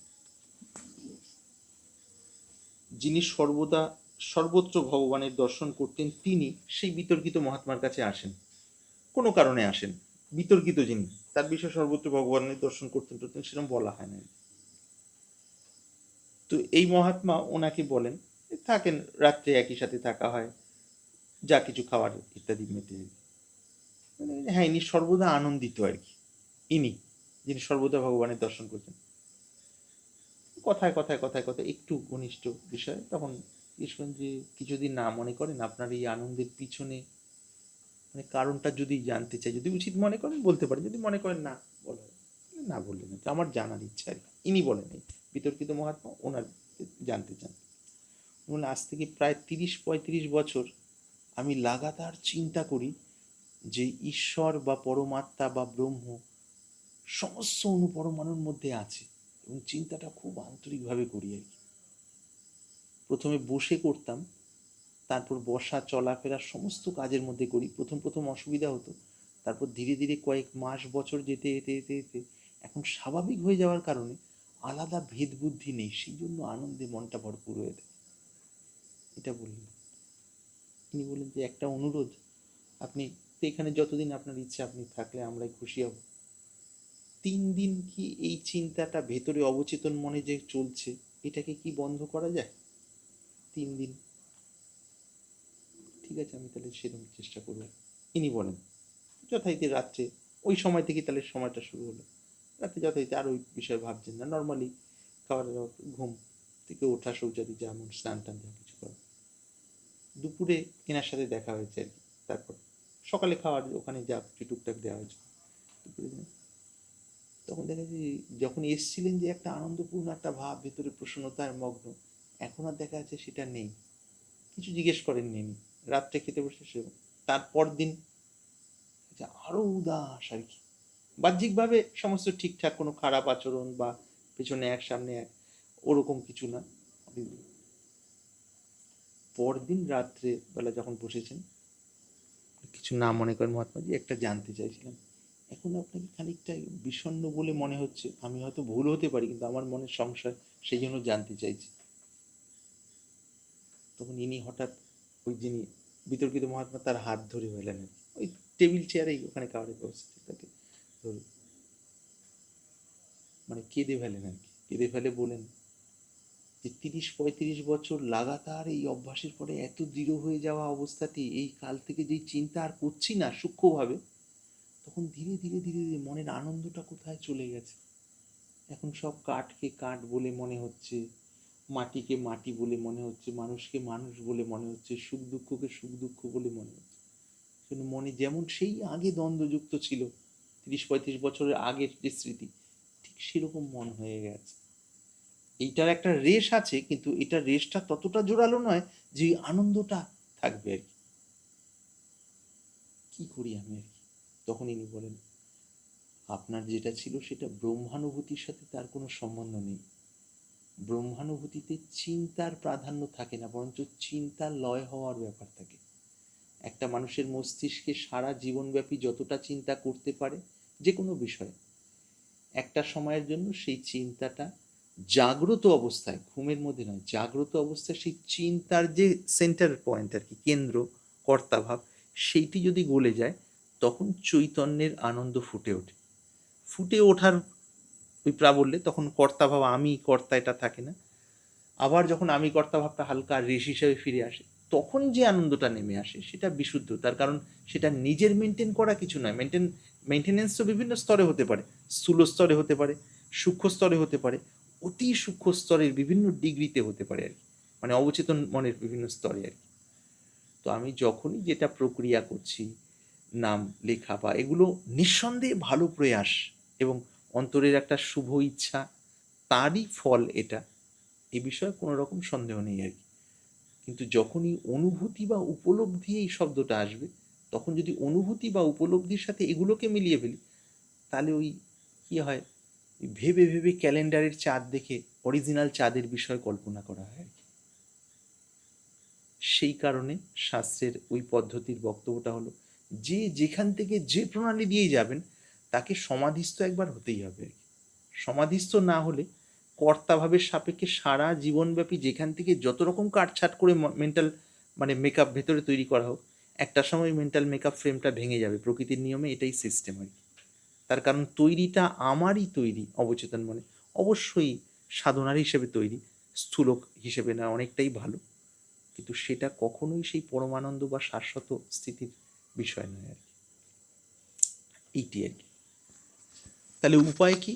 উপায় হলো এইটি, যার যেখানে মানে মনের গতি, শ্রদ্ধা, বিশ্বাস, সেই অনুযায়ী খুব সরলভাবে চলা, আর নিজের তরফ থেকে ধারণা তৈরি না করা। খুব সম্ভব ঋষি দয়ানন্দজির খুব সম্ভব তিনি যখন তার গুরুদেবের কাছে, তিনি যথেষ্ট শাস্ত্রজ্ঞ ছিলেন, গুরুদেবের কাছে গিয়েছিলেন খুব সম্ভব বৃন্দাবনে আর কি। তখন দরজায় করে ঠকঠক করছেন, ছোট্ট কুটির আর কি, কাঠের। ভেতর থেকে যে কে, আওয়াজ, কে? তখন এই নিবে, আমি দয়ানন্দ বা আমি অমুক। দরজা নাকি খোলেনি আর কি। তো তারপর পরে এনার অনুভব হয় যে আমি এত শাস্ত্র ইত্যাদি পড়েছি, সেটা পড়ে ভেতরে একটা বিরাট পাহাড়ের মতো হয়ে গেছে। পাহাড় মানে এখানে আন্ডারস্ট্যান্ডিং আর কি। স্থূল অহংকার হয়নি, স্থূল যে মানুষকে যাচ্ছে তাই করছি, অপমান করছি বা ইনডাইরেক্টলিও হেয় করছি, সেটা নয়, কিন্তু ভেতরে একটা হালকা ভাব, যাক এত কিছু পড়ে বুঝে একটা জায়গায় বুদ্ধি বা মনটা দাঁড়ানো গেছে বা দাঁড়িয়েছে, হয়তো ক্রমে ক্রমে এটা আরো সুন্দর অবস্থায় যাবে। এই যে একটা যাক দাঁড়িয়েছে এবং আরো যাবে, এইটাই I am somebody special then others, এই বেসের উপরে দাঁড়িয়ে আছে। অন্যান্য আর 5জন মানুষের থেকে আমি কিন্তু প্র্যাকটিক্যাল গ্রাউন্ডে একটু হলেও বিশেষ। যদিও আমি চেষ্টা করছি যে সবার মধ্যেই ব্রহ্মবোধ, কিন্তু ব্রহ্মবোধ চেষ্টা করছি, কিন্তু ওই যেখানটায় প্রদীপটা ধরছি ঠিক তার নিচে অন্ধকার লুকিয়ে আছে, ওই যে অন্ধকার। আমি একটা বিশেষ, আমি একটা বিশেষটা যতটা ন্যাচারাল, ওই ব্রহ্মবোধের বিষয়ে যে আন্ডারস্ট্যান্ডিং তৈরি করার চেষ্টা করছি সেটা ততটা ন্যাচারাল নয়, সেটা খানিকটা প্রয়াস সাধ্য ভেতরে হয়ে রয়েছে। সেই প্রয়াসই ভেতরের ওই রেস্টলেসনেস, অর্থাৎ ভেতরের যে অস্থিরতা, সূক্ষ্ম স্তরের অস্থিরতা বা মগ্নতার দিকে যাওয়ার ক্ষেত্রে বাধা, অস্থিরতাকে বজায় রাখে এবং মগ্নতার দিকে যেতে দেয় না। তো সেই জন্য উপায়টা কি? উপায় হলো এইটি, একদম সোজাসুজি বলতে গেলে, যার যেখানে শ্রদ্ধা আছে পৃথিবীর যে কোনো জায়গা থেকে আর কি, আর নিজের আন্তরিক ভাব, সেখান থেকে একদম সোজা প্রণালী গ্রহণ করলাম। সেটা নাম জপের প্রণালী হোক, এই শ্রবণ মনন নিদিধ্যাসনের প্রণালী হোক, সেটা ধরে চলা এবং গুরুর নির্দেশ ইনটোটো পালন করতে থাকলে প্রথমেই কেমন অপারেশন হয়ে যাচ্ছে। অপারেশন করলে যেমন সন্তান হয় না, যেমন ব্যাপার থাকে, এখানে অপারেশনটা কি হচ্ছে, আমি বুদ্ধি দিয়ে সাজিয়ে সাজিয়ে এখানে কোনো মেন্টাল সেট আপ তৈরি করতে চাইছি না। আমি মানব দেহধারী জীব, আমি একজনের শরণাগত হয়ে চলছি। সেই সময় থেকেই এই অহংটা ফার্স্ট জায়গা থেকে, স্থূল লেভেল থেকেই পরিবর্তন হওয়া শুরু করলো আর কি। এবার সেভাবে চলতে চলতে ইনস্ট্রাকশন ফলো করা হচ্ছে, মনের পিউরিফিকেশন বাড়ছে, শুদ্ধি বাড়ছে, শুদ্ধি বাড়ছে, কিন্তু শুদ্ধি বাড়ার জন্য আমি একটা বিশেষ এই ভাবটা বাড়ার জায়গা নেই, বৃদ্ধি পাওয়ার জায়গা নেই। তার কারণটা কি? অন্য কারো ইনস্ট্রাকশন ফলো করার কারণে হচ্ছে। এবং তাছাড়া চলতে চলতে ওই ইনস্ট্রাকশন ফলো করা এবং ওই রিপুর ধাক্কাগুলো ক্রমশ আসতে থাকবে সময় সময়, সেগুলো বুঝিয়ে দেবে যে আমি শরীরধারী ব্যক্তিত্ব, যে আমি মনযুক্ত যে আমি, সেই আমি আসলে খুবই দুর্বল। এই দুর্বল তামসিকতাকে প্রশ্রয় দেবে না, এই দুর্বল অহংকারকে বাড়তে দেবে না, বরঞ্চ ভিতরের মানে উজ্জ্বলতা নির্মলতার দিকে আরো গভীরভাবে নিয়ে যাবে। এইটি আর কি। তো সেখানে ওই আমাদের গুরুদেব বলতেন একটা প্রসঙ্গ, অনেকবারই হয়তো ভিডিওর মধ্যে বলা হয়েছে। একজন ছিলেন জিজ্ঞাসু, জিজ্ঞাসু মানে ব্রহ্মতত্ত্বের বিষয় যার জিজ্ঞাসা, যে জিজ্ঞাসু, সেই হিসাবে বহু জায়গায় ঘুরেছেন আর কি। এবং ঘুরেছেন মানে সেইভাবে চেষ্টা করেছেন বিভিন্ন প্রণালীতে, যোগের প্রণালীতে, জ্ঞানের প্রণালীতে, ভক্তির প্রণালীতে, কর্মযোগের প্রণালীতে আন্তরিকভাবে চেষ্টা করেছেন যতটা পেরেছেন আর কি। আর শাস্ত্র যা শুনেছেন তার মননও করেছেন এবং নিদিধ্যাসন করারও চেষ্টা করেছেন নিজের স্তর অনুযায়ী। কিন্তু ভেতরে তৃপ্তি হয়নি, অনেক বছর কেটে গেছে, ঘুরতে ঘুরতে ঘুরতে ঘুরতে ঘুরতে ঘুরতে একটা সময় কোনো একটি আশ্রমে গিয়ে পৌঁছান। সেখানে দেখছেন বিভিন্ন জায়গায় গেলে অনেকে দেখছেন ধ্যানস্থ আছেন, অনেকে কোথাও কর্মযোগের মধ্যে, কেউ শাস্ত্রপাঠ। ওখানে গিয়ে দেখছেন যে একটা মোটামুটি বড় জায়গা, বেশ কয়েকটা গাছ, এদিকে মাঝখানে একটা গাছের গোড়ায় একজন মহাত্মা বসে আছেন। দেখে মনে হচ্ছে যে, বয়স দেখে মনে হচ্ছে উনি ওখানকার গুরুদেব বা মহান্ত আর কি। অন্যান্যরা 2-4-5 জন এদিক সেদিক, কেউ গাছে জল দিচ্ছেন, কেউ ওদিকে কিছু যোগাভ্যাস করছেন, কেউ গাছের ওই আগাছা টাগাছা তুলছেন, এ সমস্ত আর কি। বেশ খানিকক্ষণ দূর থেকে দেখার পর মনে হলো যেন সার্বিকভাবে পরিবেশের মধ্যে কোথায় যেন একটা ভিতরের শান্তি আছে, যে সবাই গুরুগম্ভীরভাবে বসে আছেন বা মন্ত্র উচ্চারণ করছেন বা জ্ঞানের কিছু বা যোগের কঠিন অভ্যাস বা ভক্তির বিশেষ কিছু, সেগুলো দেখা যাচ্ছে না।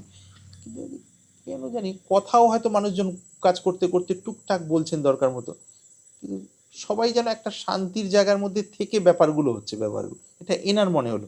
বিশেষ করে ওনার ক্ষেত্রে, যিনি মহাত্মা, উনি তো কাউকে কিছু বলতে এইটা কীরকম করে, আচ্ছা ঠিক আছে, ওটা খুবই সাধারণ, কিন্তু সাধারণের মধ্যে যেন ওই অব্যক্তের দিকের একটা হাওয়ার আভাস আর কি। যেহেতু ইনি রিসিভার, খানিকটা এদিক ওদিক ঘুরে ঘুরে ঘুরে ঘুরে একটা তো জায়গা তৈরি হয়, যদিও কল্পনা, কিন্তু সেটা অনেক সময় শুদ্ধ কল্পনা, যেটা অনেকটাই সেদিকে নিয়ে যায় আর কি। তখন এটা দেখে সেখানে গিয়ে মনে হলো যে দেখি এখান থেকে যদি আমি কিছু পাই। ওনাকে গিয়ে প্রণাম করি। যেমন শাস্ত্রে তো বিধি আছে যে মহাজনদের কাছে গেলে ওই তদ্বিদ্ধি প্রণিপাতেন পরিপ্রশ্নেন সেবয়া, সেই পরম তত্ত্ব জানার জন্য তদ্বিদ্ধি প্রণিপাতেন, প্রণাম প্রথম, পরিপ্রশ্নের সেবয়া, সেবা করে সন্তুষ্ট। কেন সেবা করলেই তখন যিনি সেবা করবেন তার অন্তরে নির্মলতা আসতে থাকবে। সেটা সেবা মানেই যে টাকা পয়সা দিয়ে দিলাম, জমি দিয়ে দিলাম বা গা হাত পাঠিয়ে, সে মানে একটা ধুলো, মানে কিছু না থাকলে একটা পাতা নিয়ে দিলাম, ওই যে দেওয়ার মধ্যে দিয়ে কর্তা ভাবটা খানিকটা এরকম হয় আর কি, যদি তার মধ্যে শুদ্ধতা থাকে আর কি, সব কিছুর মধ্যে আর কি। তো যাই হোক, ওইখানে উনি ওইভাবে গিয়ে প্রণাম করলেন, কিছু একটা বনফুল বা রং দিয়ে উনি প্রণাম করি যে হে ভগবান। উপনিষদের সম্বোধনগুলো এরকম হয়, ভগবান, ভ গ ব নয় হসন্ত, ভগবান, হে ভগবান, আমি এইভাবে আমার জীবন বহু বছর বহু জায়গায় ভ্রমণ, শাস্ত্র অধ্যয়ন, সাধন করেছি এইভাবে, কিন্তু অনেক কিছু জানা হলো, বোঝা হলো এখানকার, কিন্তু এখানে যে আনন্দে ভরপুর হয়ে যাওয়া সেটা তো হলো না এখন। কিন্তু জীবনের সময়ও চলে যাচ্ছে এই শরীরধারী আমি আর কতদিন যে সুস্থ থাকবো, এবং প্রকৃতির নিয়মে ধীরে ধীরে একটা বয়সের পর এগুলোও ধীরে ধীরে দুর্বল হয়ে পড়বে। কি করি, আমাকে দয়া করে আশ্রয় দিন আর কি, আমার মন চাইছে এইভাবে আর কি। ইনি শুনে বলেন, শোনার পর আর কিছু না, চুপচাপ অন্য কাউকে ডাকেন, ডেকে বলেন যে আশ্রমে কোনো সেবা খালি আছে কোনো স্থানে আর কি। তো উনি বলেন যে সব জায়গায় তো কেউ না কেউ গাছের বা এদিক ওদিকে আছেন, গোশালায়ও আছেন, তবে গরুর যত্র এদিক ওদিকে, তো গোবর বিভিন্ন জায়গায়, তো ওকে সংগ্রহ করার জন্য যদি একজন ভালো হতো আর কি, আশ্রমের জন্য আর কি। তো এই মহাত্মাজি শুনে এনাকে বলেন, মানে শুনলেন কি না উনি শুনে, হ্যাঁ তাহলে ওইটি হলো সেবার স্থান আর কি। আর কোনো তত্ত্বজ্ঞানের কথা নয়, কোনো যোগাসন নয়, কোনো ভক্তি নয়, কোনো কর্মযোগ, শুধু ওইটিতে সকাল সন্ধ্যা একটুখানি আরতির মধ্যে আসা 5-10 মিনিট, আর ওই ভোরবেলা 4টে থেকে উঠে এদিকে তাড়াতাড়ি শুয়ে পড়া, আর যতটা আশ্রমে আহার হয় সাধারণত সে সমস্ত একবারই মূল আহারও, তো সন্ধ্যার দিকে একটু ফলমূল হয়তো পরিস্থিতিতে একটু এদিক ওদিক। তো যথারীতি কয়েক সপ্তাহ যায়, মাস যায়, ওইভাবে কোনো তত্ত্বজ্ঞানের চর্চা নয়, কোনো যোগের বিষয় নয়, কোনো ধ্যান ধারণা নয়, কোনো নাম জপও নয় সেখানে আর কি দেখা যাচ্ছে। অন্যান্য যে যার মতো করতে থাকছেন, তার মধ্যে হয়তো কেউ কেউ টুকটাক হয়তো জপ ধ্যানও করেন এরকম, কিন্তু ওঠাটা সবার ওই সময় আর কি। সঙ্গীরা গুরুদেব যখন অনুপস্থিত থাকছেন ওই এনার সামনে, তখন বলেন যে তুমি এসছিলে না ব্রহ্মজ্ঞান লাভের জন্য, তত্ত্ব অনুভূতি যার দ্বারা অন্তর দুঃখ নিবৃত্তি হবে, জিজ্ঞেস করো না কেন, তুমি জিজ্ঞেস করতে পারো। শুনে অতটা গুরুত্ব দেন না, এমনি ওনাদের প্রতি ভালো, মনে মনে কি একটা ভেবে রাখেন। অনেকদিন পর 1-1.5 বছর চলে গেছে, তখন আরেকদিন বলেন যে এত বছর হয়ে গেল তাও তুমি জিজ্ঞেস করলে না। কিছু মনে করবেন না, আপনারা সবাই আমার বয়োজ্যেষ্ঠ এবং অভিজ্ঞতায় সাধনায় সবাই এগিয়ে আছেন। আমার মনের ভাব এই ক্ষেত্রে, আমি যেটা ভাব নিয়েছি এটা তো প্রথমেই ওনাকে জানিয়েছি, এবং উনি সেইটি বুঝে আমাকে এই সেবা দিয়েছেন। তাহলে বারবার আমি ওনাকে খেয়াল করাতে যাওয়া মানেই তো উনি আমাকে বুঝেছেন, এই বিশ্বাসটাই তো আমার নেই। যদি বুঝে থাকেন তাহলে তো প্রত্যেকটা মুহূর্তে যাতে আমার সর্বোত্তম কল্যাণ হবে সেইভাবেই তো উনি পথ দিয়েছেন আর কি। বারবার মনে করিয়ে দেওয়া মানে তার মানে আমার বিশ্বাসটা নেই, আমি তর্ক প্রধান, আর তর্ক প্রধান বিষয় নিয়ে তো আমি এত জায়গা ছেনে আসলাম, কোনো জায়গা থেকেই এই জায়গার হৃদয় হয়নি, এখানে খালি ইনফরমেশন বেড়েছে। চুপ করে যান, এই করে করে করে করে যথারীতি করতে থাকেন একদম একমন। যেই 3-4-5 বছর হয়ে গেল, পুরনো যে স্মৃতিগুলো ছিল, এই শাস্ত্র পড়েছি ওই শাস্ত্র, ওগুলো আস্তে আস্তে, কেন কোনোটাই তাকে বলা ছিল যে অতীতের স্মৃতি ভবিষ্যতের কল্পনা জেনে বুঝে করবে না, আসলে সেগুলোকে প্রতি উদাসীন থাকবে, অর্থাৎ গুরুত্ব দেবে না।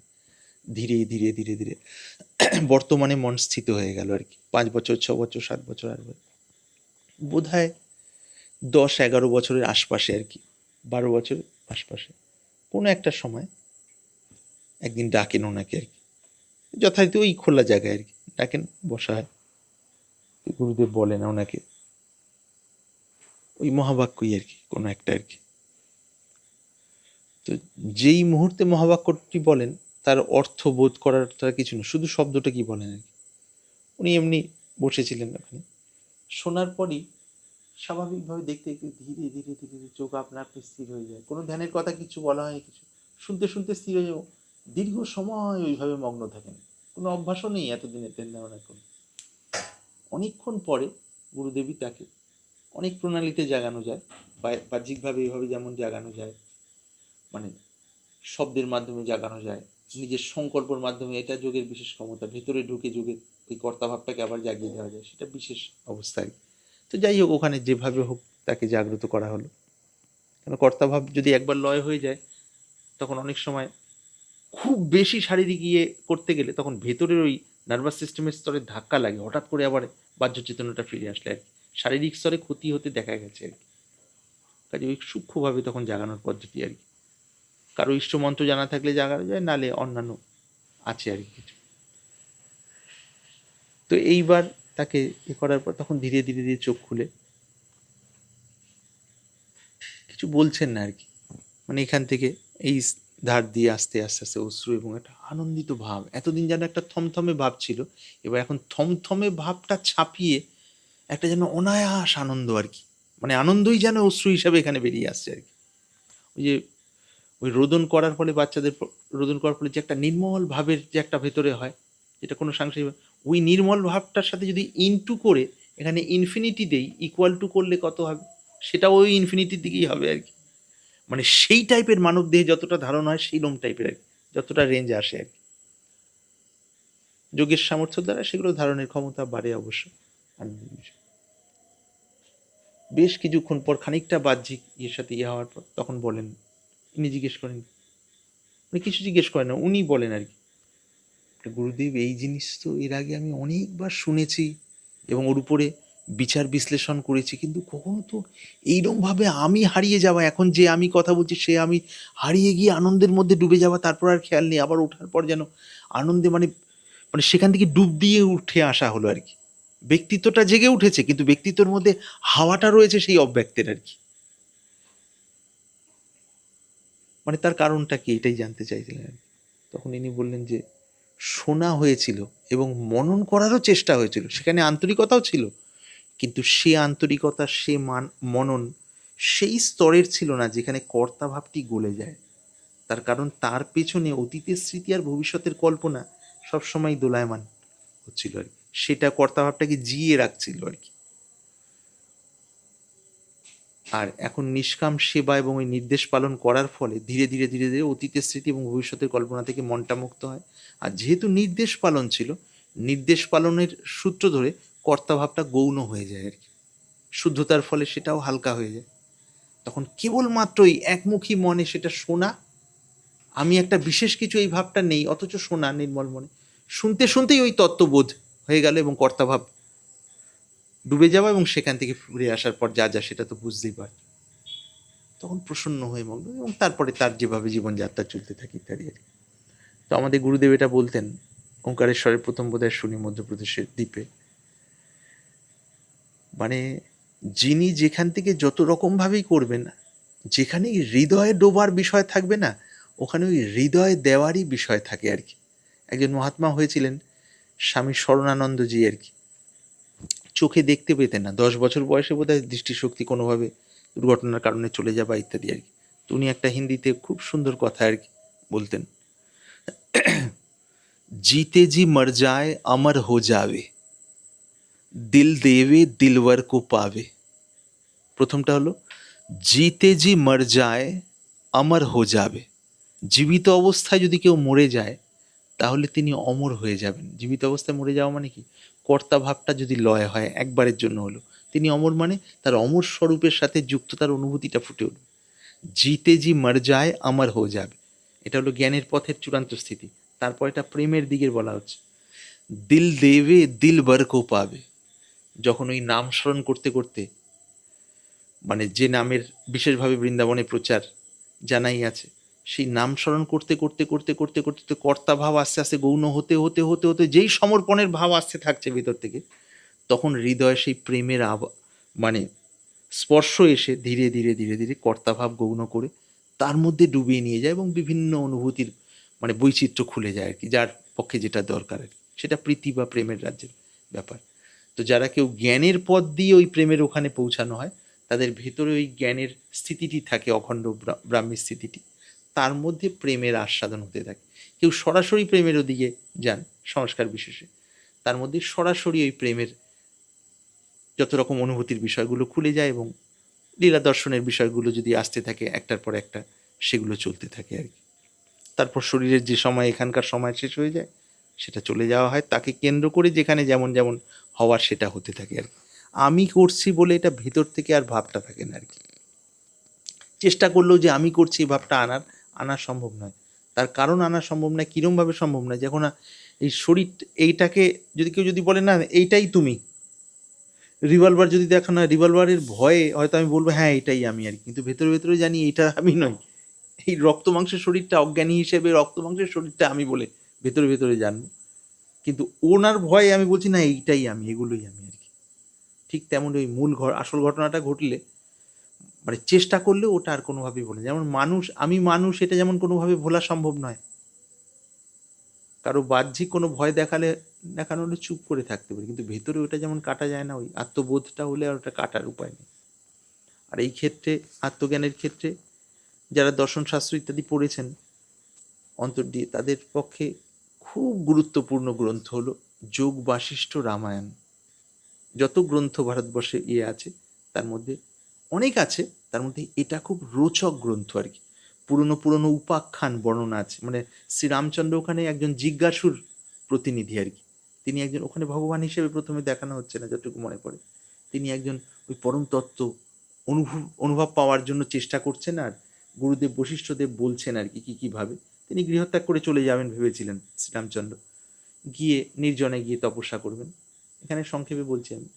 তো গুরুদেব ওনাকে বুঝিয়ে বলেন যে তুমি যদি রাজকার্যই যদি নিষ্কামভাবে করো আর এই সৎসঙ্গ শোনো, শুনতে শুনতে শুনতে শুনতে ক্রমশ কর্তাভাব বলে গিয়ে অজ্ঞানের আবরণ সরে গিয়ে এখানেই তত্ত্ব সাক্ষাৎকার হবে আর কি। তাই ওখানে দেখানো হলো আর কি। তো এই যোগ বাশিষ্ঠ রামায়ণের বিষয়ে স্বামী রামতীর্থ বলে একজন মহাত্মা হয়েছিলেন, জানি না নাম শুনেছ কিনা, যতদূর মনে পড়ে লাহোরের ওদিকে তার জন্ম, স্বামী রামতীর্থ আর কি। তিনি ম্যাথমেটিক্সে গণিতে খুব ভালো ছিলেন আর কি। ছোটবেলা থেকে কোনো এক খুব সম্ভব মা বাবা গত হয়েছিলেন বা যাই হোক আর্থিক অভাবনের কোনো একটা মেসে থেকে পড়াশোনা করতেন। এত আর্থিক অভাবনটন, কখনো রুটি তরকারি দুটো একসাথে খেলে পয়সা বেশি লাগবে বলে তরকারিটা বাদ দিয়ে রুটিটাই হয়তো মাঝে মাঝে তরকারি এরম করে আর কি।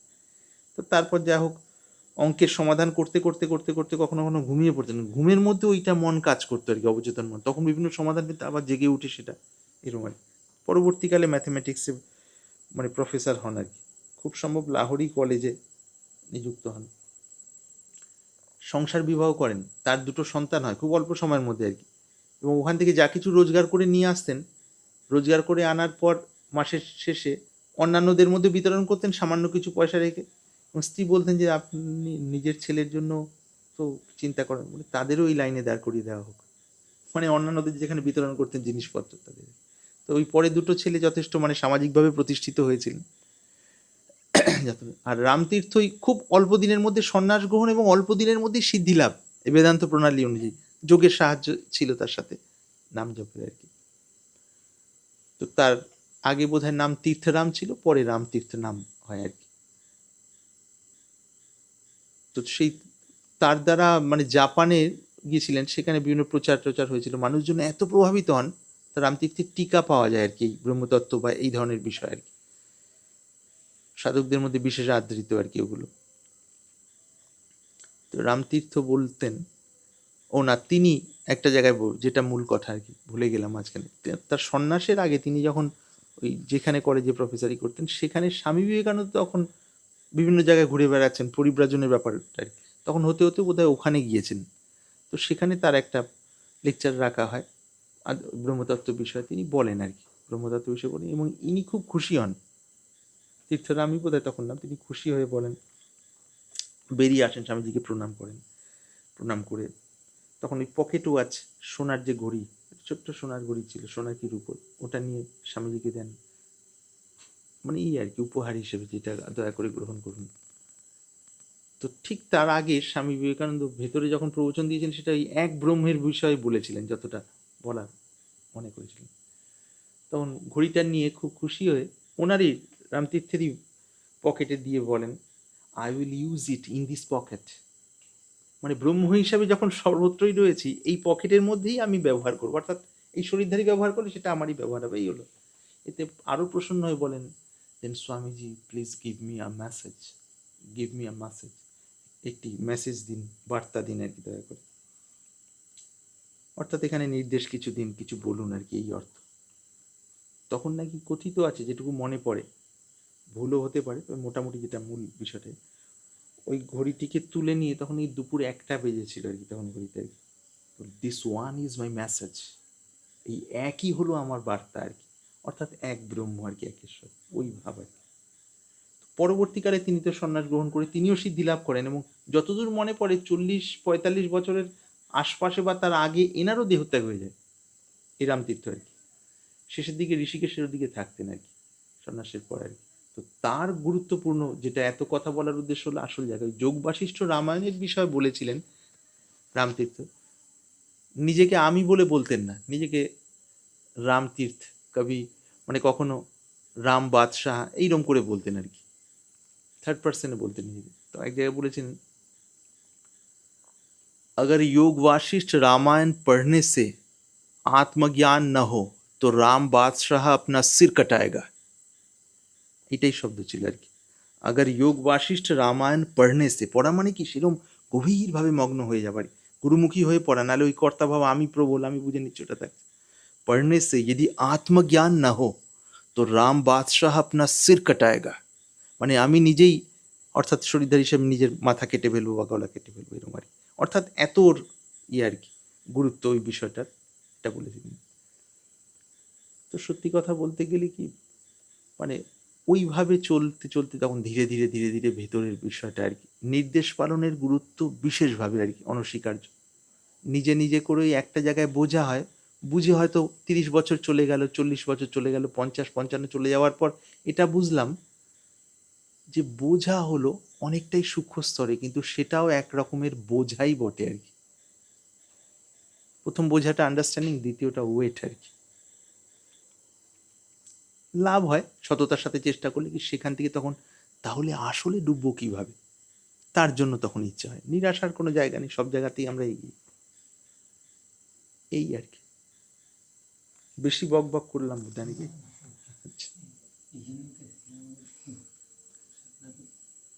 তাহলে মোটামুটি কি বিষয়টা মানে খানিকটা একটা উপর উপর পরিষ্কার হলো কি না? না সেরকম কিছু নয়। আর যদি কিছু বক্তব্য থাকে টু দা পয়েন্ট, আমাদের সময় মোটামুটি শেষ হয়ে এসছে। আর কিছু যদি জিজ্ঞাসা মনে হয় বলা যায়, না হলে শরণাগতি মানে শরণাগতিকে পুষ্ট করবো কি? আমি কোনো গুরুকে উপরই বিশ্বাস করি, বলা হয় তো গুরু হচ্ছে ভগবান, কারণ গুরুকে যদি আমি নিষ্ঠার সঙ্গে সেবা করি, ভালোবাসি। এই ক্ষেত্রে হ্যাঁ, এটা ঠিক, খুব ভালো প্রশ্নগুলো, অন্তর দিকেরই প্রশ্ন ভেতরে। প্রথমে তো গুরু লাভ হওয়ার ক্ষেত্রে অন্তরের সমর্পণ ভাবটার যার যতটুকু আছে আর কি, সেই জায়গা থেকে প্রার্থনা করা, সেই মহাশক্তির উদ্দেশ্যে বলি, ইষ্টের উদ্দেশ্যে বলি, যার যেমন ভাব অন্তরে, যার জন্য ব্যক্তিগতভাবে যার যেটা সেভাবে, এবং সেভাবে যোগাযোগ হয়, এবং যেখানে যথার্থ হবে আমার যিনি নির্দিষ্ট করবেন, সেখানে আমি অন্তরের স্বীকৃতি পাবো, কোনো না কোনো সংকেত পাবো বা স্বীকৃতি পাবো, হৃদয় থেকেই তখন একটা সেরম টান তৈরি হবে আর কি। এটা একটা, আরো বিভিন্ন রকম আছে। তারপর যখন গুরু লাভ হবে, শরণাগতি পুষ্ট হওয়ার জন্য কিছু করতে হবে না, কেবলমাত্র গুরু বাক্য পালন করার আন্তরিক চেষ্টা আর কি। সেই চেষ্টাটা করতে থাকলেই না, যদি কয়েক বছর চলে যায়, সাধারণত দেখা গেছে মোটামুটি মানুষের মস্তিষ্কের ক্ষেত্রে যেমন কাজে, অন্তত 3টে বছর যদি ভালোভাবে চলা হয় অন্তর থেকে, তার মধ্যে কখনো কখনো ব্যর্থ হচ্ছি, সেটাও আমি একদম না লুকিয়ে খোলাখুলিভাবে গুরুদেবের কাছে তুলে ধরছি, তখন কি মনের আর মলিনতা বাড়তে পারছে না, বরঞ্চ পুরনো মলিনতা সরে গিয়ে নির্মলতা বাড়ছে। নির্মলতা ইকুয়াল টু শান্তি এখানে আর কি। সেটা বাড়তে বাড়তে তখন আপনা আপনি শরণাগতির বিষয়টা আসতে থাকবে। যতটা ছিল সেটা তো ছিলই পুঁজি, আরো আরো বাড়তে থাকবে, এবং বাড়ছে সেটা নিজের অন্তরই বলে দেবে যে আগের থেকে অনেক বাড়ছে আর কি। অর্থাৎ নির্দেশ পালন করতে থাকলে সমর্পণ ভাব বা শরণাগতির ভাবটি ভেতর থেকে ফুটে ওঠে আর কি। এটি আর কি, এটা শুনতে হয়তো যান্ত্রিক বলে মনে হতে পারে, কিন্তু চলতে চলতে বোঝা যাবে, বোঝা যায় যে এটি যান্ত্রিক নয় আর কি। আর অনেক সময় যে জিনিস আমরা বুঝতে পারি না, শুনলাম অনেক কিছু, বুঝলাম, বুঝেও যেন একটা হালকা একটা কিন্তু, হয়তো যিনি, যার মনের মধ্যে যে তিনি ঠিক মানুষ, কোনো ফাঁকি বা এই সমস্ত কিছু ব্যাপার নয়, কিন্তু ওই কিন্তু তখন বুঝতে হবে যে তাহলে এই যে লেভেলে আমি এটাকে সমাধান খুঁজছি, মনের যে স্টেটে, সেই স্টেটে এটার সমাধান সম্ভব নয়। অন্য কোনো যুক্তি দিয়ে বা উত্তর দিয়ে যদি সমাধান দিয়ে দেওয়া হয়, আবার বুদ্ধি আবার আরেকটা এখানে নতুন একটা সংসার তৈরি করে দেবে কিছু না কিছু। তাহলে উপায়টা হলো ওই লেভেল থেকে উচ্চ স্তরে চলে যাওয়া আর কি। সেই জন্যই সাধনের রহস্য। পুরোনো সময় এইটা বলা হতো, আগে তো বেশি কথা হতো না, সময় বিশেষে হতো, আবার সময় বিশেষে হতোও না, দুরকমই ছিল আর কি। কেউ বিশেষ জিজ্ঞাসা করলে, হ্যাঁ তুমি এই সময় 1টি বছর এইভাবে সাধন করে এসো, তার পিছনে কারণটা কি, যিনি বলছেন সাধন করে তিনি তো বুঝতে পারছেন এনার মনের বর্তমান পুরো সেট আপটা জলের মতো, মানচিত্রের মতো তার কাছে পরিষ্কার। এই মানচিত্রের স্ট্রাকচারে দাঁড়িয়ে ওই রিফ্লেকশন এখানে রিফ্লেক্টেড হবে না আর কি, অথচ ইনি ইচ্ছুক যেতে, বলে তাহলে এই ধারা দিয়ে দেওয়া হলো এইভাবে। 1 বছর করার পর দেখা যাচ্ছে হ্যাঁ তার মধ্যে অনেকটাই একটা পরিষ্কার স্বচ্ছ ব্যাপার। এইবার যেগুলো বলা হচ্ছে তখন আস্তে আস্তে হৃদয় ধারণ হচ্ছে, তার কারণ আগের থেকে তা অনেক শুদ্ধতা এসে গেছে। আর মায়ার ফাঁদ এমনই, যার যেমন মনের অবস্থা সে সেই জায়গাটাকে ঠিক বলে ভাবে আর কি। তার কারণ যেহেতু কর্তার সাথে কানেক্টেড বুদ্ধি, তো বুদ্ধি সবসময় কর্তার সপক্ষেই একটা উপসংহার আনার চেষ্টা করে, এটাই বুদ্ধির কাজ। আর এই জায়গা থেকেই পার্থক্য হলো নির্দেশ পালন কর্তার সপক্ষে নয়, যিনি নির্দেশ যেখান থেকে পাচ্ছি তিনি কিসে প্রসন্ন হন, এই হলো মূল। ওই চেষ্টাটা যদি আন্তরিক হয়, খুব যে একটা বাহ্যিক ভাবাবেশ সেটা নয়, আন্তরিক চলছি, চলতে চলতে একদম খুঁটিনাটি যে যে জিনিসগুলো আমরা লুকিয়ে যাই, গোপন করে যাই, আর ভালো ভালো বিষয়গুলো বলি, আর যেগুলোকে মনে করি নেগেটিভ সেগুলোকে সাইড করি বা হাইড করার চেষ্টা করি, সেগুলোই খুলে ধরা। রিয়েল সাধন তো ওইটাই আর কি, ওই খুলে ধরাটা ইটসেলফ একটা ডাইরেক্ট সাধন আর কি। আমাদের গুরুদেব বলতেন, একদম এই শব্দটা ব্যবহার করতেন, বলে যে একদম মানে ন্যাংটো হয়ে যেভাবে মানুষ, মানে ন্যাংটো ইন দ্য সেন্স মানে একদম খোলা মনে আর কি, আমি সামাজিক এটা ভালো, সামাজিক ওটা মন্দ, সেই সেট আপটা মনের মধ্যে ওইরকম ফ্রেম তৈরি করে নিয়ে যদি এ পথে যাত্রা শুরু করি, একটা লেভেলের পর আর যেতে পারবো না আর কি। তখন দেখবো যে আমার জানা বোঝা অনেক কিছু হলো, কিন্তু এই হৃদয়ে যে ভেসে যাওয়ার মতো যে আনন্দের জোয়ার, সেটা আর এলো না আর কি। তখন এলো ওই বইয়ে পড়ি যে মহাপুরুষদের তো এরকম হয়, আমার হলো না। মৌলিক পার্থক্য আগেও আমার যেমন ছিল মহাপুরুষদের সাথে, এখনও তেমনই থেকে গেছে, শুধু আগে ইনফরমেশান ছিল না কিছু, এখন ইনফরমেশান, মেন্টাল বিভিন্ন প্রসেসিং, এগুলোই হয়েছে পার্থক্য। অরিজিনাল যারা খোঁজি, অনুসন্ধান, তাহলে তো এটাতে তো আমার ভেতরে চিরে ভিজবে না, অর্থাৎ তৃপ্তি হবে না, কাজে আমাকে এগিয়ে যেতে হবে, এইরকম আর কি।